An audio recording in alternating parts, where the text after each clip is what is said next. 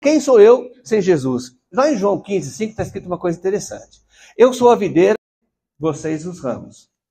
Se alguém permanecer em mim e eu nele, esse dará muito fruto, pois sem mim vocês não podem fazer coisa alguma. Diga assim, sem Jesus, eu não posso fazer coisa alguma. Você acredita nisso? O que faz que permaneçamos em Jesus? A resposta está no versículo que nós lemos. Oxe, o que parecendo aquelas perguntas de escola? Sim. Quem faz que permanecemos em Jesus? É o próprio Jesus. Então você que vai nos assistir aqui pela internet, o tema é este. Quem sou sem Jesus? É uma pregação rápida, mas que vai mexer com a nossa alma. Né? Tá bom? Então estar em Jesus não é esforço humano. Vir à igreja, cultuar, não é um esforço humano somente. É Jesus. Jesus é a fonte para nós estarmos a Ele. Aí você fala assim, peraí, mas Jesus, depois que eu entreguei a vida para Ele, além de tudo que eu vejo Ele fazer, Ele ainda me faz adorar a Ele, Ele ainda coloca vontade de eu ir na igreja, Ele ainda faz com que eu queira orar pelo meu irmão, Ele faz com que eu queira ler a Bíblia, tudo vem dEle? Tudo vem dEle. Sem Ele, eu não posso fazer coisa alguma. Mas é como se nós, e é verdade, nós somos retirados do mundo e passamos a participar do reino, e somos do reino de Cristo. Então tudo Ele nos protege, tudo Ele prepara para nós. Se não fosse assim, nós já teríamos sido destruídos pelo adversário das nossas almas. Aí você pode estar concluindo, eu nem percebi. Claro que não. Não perceber os ataques do adversário constantes sobre nós também vem de Deus, porque senão nós ficaríamos desesperados. Porque nós somos seres humanos. Imagina se você visse a quantidade de demônios te avançando ali, querendo assim, imagina um urso raivoso com os dentões assim, querendo te pegar, mas alguma coisa não deixa. Imagina se você ver isso toda hora. A gente ia entrar em parafuso. Assim são os demônios, babando de ódio de nós, querendo nos pegar, mas eles não podem, porque o Senhor não deixa. E a gente nem percebe.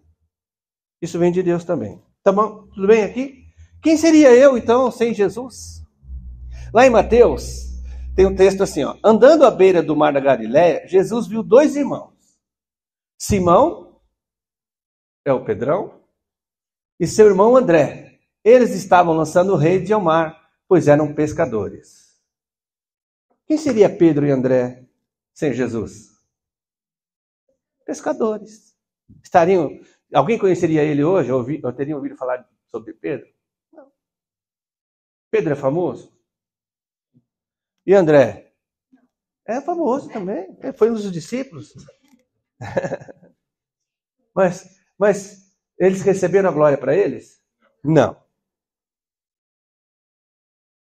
Porque eles sabiam que tudo que eles tinham vinha de quem? De Jesus. A proteção deles, aqui na terra, como homens, vinham de Jesus. Tanto que eles ficaram desesperados um tempo quando Jesus morreu. Eles se trancaram dentro do templo, de medo. Nunca pensei que os apóstolos, os discípulos teriam medo. Eles tiveram medo. Sem Jesus, o medo toma conta da gente. Bastou o Senhor se ausentar deles 3 dias. Eles morreram de medo. Agora, Jesus habita em nós, o próprio Deus habita em nós. É para nós termos medo? Não é, mas nós temos? Temos. Porque nós temos a nossa parte humana. Mas Jesus é que nos impulsa. Tem coisa que fala assim, eu tenho medo, mas mesmo assim eu vou fazer. Essa força vem de Jesus. Se não fosse Jesus em nós só teríamos o medo. Não é? Muito bem. Tem outra passagem bíblica, lá em João 17, que diz assim, minha oração não é apenas por eles. Quem está falando aqui? Quem lembra desse texto? Jesus estava para subir aos céus, então ele fez uma oração de intercessão. Sabe o que é oração de intercessão? Quem não sabe? Todos sabem? Pode não. Oração de intercessão é quando você ora por alguém. Você não ora por você, você ora por alguém. Então Jesus disse, rogo também, ou seja, oro também por aqueles que crerão em mim por meio da mensagem dele. Então Jesus disse, eu não oro só pelos discípulos, Pai. Né? Então, eu oro também por aqueles que vão crer em mim por causa dos discípulos. Quem são esses? Nós. Olha só que legal. Então Jesus já orou por nós. Você já parou para pensar que Jesus orou por você? Legal, né? Para que todos sejam um, Pai, como tu estás em mim e eu em ti. Jesus está declarando assim, ó, eu e o Pai somos um, o mesmo Deus.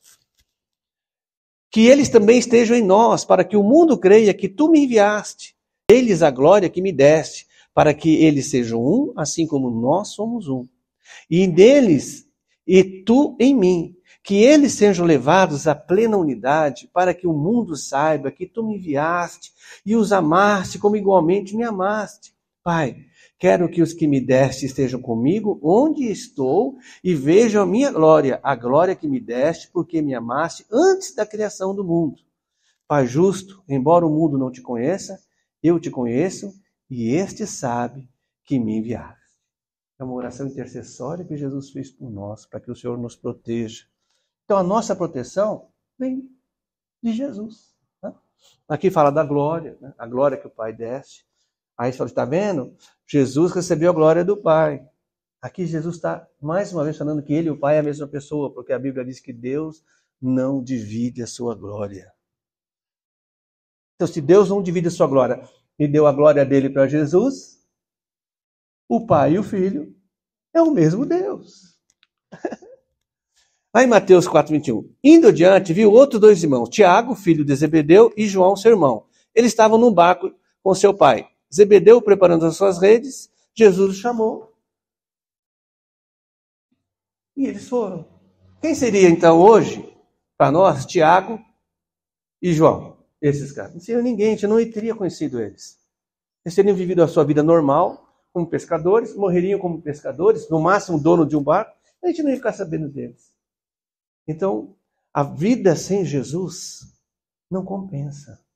Não há futuro. Né? Aqui nós estamos falando de o futuro, ou seja, a vida eterna. Sem Jesus não tem vida eterna. Tá certo? Mateus 9,9. Esse aqui você já sabe, né? Saindo Jesus, viu um homem chamado Mateus. Quem é Mateus mesmo? Um dos discípulos. E foi ele que escreveu, que livro? Mateus. Se falava Pedro, você ia ver. Sentado na coletoria e disse-lhe, siga-me. Mateus levantou-se e o seguiu. Quem seria Mateus sem Jesus? Eu entendo que Mateus tinha poucos dias de vida ali. Porque Mateus, sendo judeu, ele se vendeu aos romanos e cobrava imposto do judeu. Ele, por exemplo, o imposto era 7 dinheiros, ele cobrava 9. Ele dava 7 para os romanos e ficava com 2, mas dinheiro do próprio povo. E o povo sabia disso. Mas um dia Jesus passou e disse, Mateus, sim, levanta daí e segue-me. A Bíblia é tão assim sucinta nisso que Mateus se levantou e o seguiu. Ele não contestou. Que poder é esse que convence um homem que estava ligado diretamente ao dinheiro, colocando suas esperanças no dinheiro, a se transformar de imediato e seguir Jesus? Que poder é esse? É o poder de Deus. O Espírito de Deus ali convenceu imediatamente. Seria bom se fosse assim com todos que nós pregássemos, né? Jesus veio para te salvar e tal, quer entregar sua vida para Jesus? Não vi a hora, quero sim. Mas é assim? Não. Seria excelente se fosse assim. Acho que o mundo inteiro já estaria convertido. Não, teria pessoas que vão fazer as suas opções. Então, Mateus teria morrido muito cedo sem Jesus. Sem Jesus, não há vida. Não há esperança. E, lá em João, então, agora Natanael. Vamos lá ver Natanael. Todos conhecem Natanael, né? Natanael foi chamado. Natanael, Filipe, se não me engano, era amigo de Natanael. Filipe tinha encontrado com Jesus e Jesus Falou, então agora você vai me seguir e tal. Aí Felipe foi lá chamar um amigo dele, Natanael, para seguir Jesus também, né? Então, Natanael declarou, mestre, tu és filho de Deus, tu és rei de Israel. Aí Jesus disse, você crê porque eu disse que o vi debaixo da figueira? Você verá coisas maiores do que essa. Natanael estava descansando. Quem seria Natanael sem Jesus? Talvez a Bíblia diz que o preguiçoso vai para a ruína. Não estou dizendo que Natanael é preguiçoso, mas a cena que eu vejo de Natanael é deitadão lá, em pleno sol, babando. Felipe, Natanael, eu encontrei o Messias. Eu encontrei, Jesus está ali, está te esperando. Vou lá ver, só para saber se é Jesus mesmo. Aí ele foi lá e falou, mas não pode ser o Messias esse. Aí Jesus disse, eu vi você, antes que Felipe chegasse, eu vi você deitado lá. Aí ele percebeu que Jesus tinha algo a mais. Então ele reconheceu que Jesus era o Messias. Pelo menos um profeta ele acreditou de imediato. Aí Jesus disse, você está acreditando em mim só porque eu falei que te vi? Natanael, você vai ver coisas grandiosas.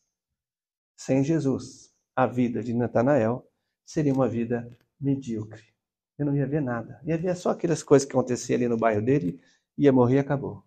Mas por causa de Jesus, ele viu coisas grandiosas. Quem sou sem Jesus? Muito bem, Atos 9. Esse aqui todos vão gostar, né? Olha lá. Ele caiu no chão e ouviu uma voz dizendo, Saulo, Saulo, por que você está me perseguindo? Quem é que está falando, Senhor? Perguntou Saulo. E a voz respondeu, eu sou Jesus, aquele que você está perseguindo. Agora se levante e entre na cidade, e lá espere minhas próximas instruções.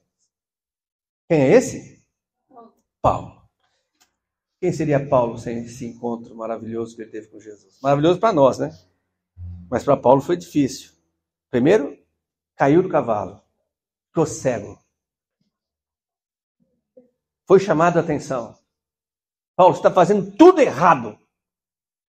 E Paulo achava que estava fazendo tudo certo para Deus. Eu estou perseguindo aqueles que estão dizendo que Jesus é Deus. E lá na lei diz que o homem que dizer que é Deus tem que ser morto. E eles estão seguindo esse homem que foi morto por causa disso. Aí o próprio Jesus aparece para ele. Saulo, né? Ainda era Saulo. Saulo, você está fazendo errado, Saulo. Mas a partir de hoje eu vou te ensinar o que você tem que fazer. Paulo teve sua vida totalmente transformada. Ele deixou de ser religioso e passou a seguir Jesus. Percebe a transformação? Sem Jesus, Paulo continuaria a ser um religioso. Saulo continuaria a ser Saulo, um religioso. Ia se dar bem aqui na terra? Lógico que ia. Ele era autoridade, ia ganhar dinheiro, ia ganhar prestígio, fama, ia ser o maior da sinagoga lá. Sinagoga? Não, é sinagoga, né? É, sinagoga. Ele largou tudo isso para ser um seguidor de Jesus e um perseguido pelos homens. Mas sabe onde Paulo está agora? Paulo está na companhia de Jesus. E finalmente, queridos, acabou já? O dia do seu chamado, você se lembra? Como é que foi o seu chamado? Você lembra? Alguém quer falar como foi o seu chamado? Por exemplo, estava andando na rua, escutou. Fulano! Oi? Foi assim? Foi assim, não? Seria legal se fosse assim, né? Se eu estava andando na rua, eu andando lá. Tal. José. Quem está falando comigo? Sou eu, Jesus. Jesus? O que o senhor quer? E aí ele falaria dele para mim. Não seria tremendo isso? Mas por que não foi assim? Porque eu estava desligado de Deus. Eu não conseguia ouvir Deus. Eu só poderia ouvir uma pessoa. E foi isso que aconteceu comigo. E com você? Você lembra o dia que você entregou a vida para Jesus? Desse dia em diante, o que aconteceu com você? Você deixou... A Bíblia fala assim, que nós estávamos mortos nos nossos pecados. E mesmo assim, Jesus nos amou. Mas agora nós estamos vivos em Cristo. E essa vida é eterna. É sempre bom a gente ouvir a voz do Espírito, que ele nos relembra de como nós éramos e onde nós estamos hoje. Será que nós estaríamos aqui se nós não tivéssemos tido um encontro com Jesus?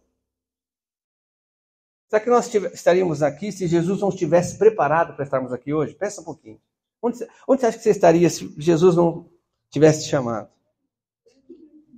Talvez se você estivesse numa viagem aí no transatlântico, quem sabe? Hein? Poderia ser, não é? A vida tem vários caminhos, uns terríveis e outros, por um homem, até que agradáveis. A gente não pode dizer assim que todo mundo que não é cristão sofre. Não é, aqui na Terra, isso não é verdade. Né? Nós vemos pessoas aí que fazem tudo, estão lá felizes. Nesse momento estão lá, tranquilão. Só que essa tranquilidade tem começo, meio e fim. Vai acabar. E essa tranquilidade, no momento que aqueles que têm a oportunidade de ver a morte chegando, são os piores momentos. É angústia plena, trevas, solidão. Não existe momento, isso aí eu vi num livro, não existe solidão pior do que o momento que antecede a vida de alguém que nunca ouviu falar de Jesus. Quem já ouviu falar de Jesus, irmãos, quem já ouviu falar de Jesus, a gente jamais pode falar que essa pessoa morreu sem salvação. A gente não pode falar. Você pode até deduzir, mas a gente não pode falar. Sabe por quê? Porque Jesus é misericordioso. E aqueles que têm a oportunidade de ver a morte, ele pode, um segundo antes, Senhor, eu entrego minha vida para o Senhor. Está salvo. Porque a salvação vem de Jesus. E se a pessoa ouviu, ela tem a oportunidade até o final. Você tem falado de Jesus? Às vezes a pessoa fala, parece que não valeu nada, né? Nem falei, né? Continua a mesma coisa, pastor. Eu estou até desistindo. Estou até orando para Jesus levar logo. Ela ouviu, ela tem uma chance, nessa pessoa está a palavra que você ministrou. E pode ser que quando as coisas apertarem mais e vão se apertar, ela entrega a vida para Jesus. Mas o importante é você saber quem você é, quem eu sou sem Jesus. E esquecer, porque agora nós somos de Jesus, tá bom? Amém? Essa é a mensagem de hoje para todos, que o Senhor venha esclarecer ainda mais no teu coração o sentido e o motivo dele ter pregado essa mensagem para você hoje. Amém.